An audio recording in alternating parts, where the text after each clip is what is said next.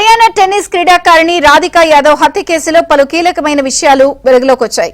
రాధికా యాదవ్ ను తండ్రి దీపక్ యాదవ్ హత్య చేయడం సంచలనంగా మారింది.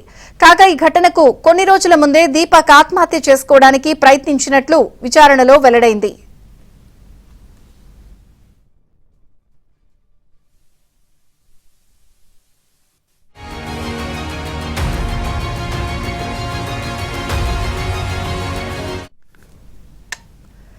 దీపక్ కొన్ని రోజుల క్రితం వజీరాబాద్ లోని తన గ్రామానికి వెళ్లారు. అక్కడ కొంతమంది గ్రామస్తులు ఆయనపై విమర్శలు చేశారని, దీపక్ మంచి తండ్రి కాదని, కుమార్తె ఆదాయంతో జీవిస్తున్నాడంటూ ఎగతాళి చేశారని తెలుస్తోంది.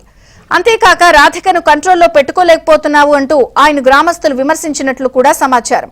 దీంతో గ్రామం నుంచి తిరిగొచ్చాక టెన్నిస్ అకాడమీని మూసివేయడంపై రాధికతో దీపక్ అనేకసార్లు మాట్లాడాడు.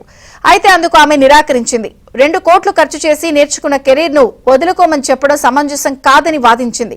రాధిక మాటలకు కలత చెందిన దీపక్ తన ప్రాణాలను తీసుకునేందుకు కూడా ప్రయత్నించాడని, ఘటన జరిగిన రోజు కూడా ఇదే విషయంపై ఇరువురి మధ్య వాదనలు జరిగాయని విచారణలో తేలినట్లు సమాచారం.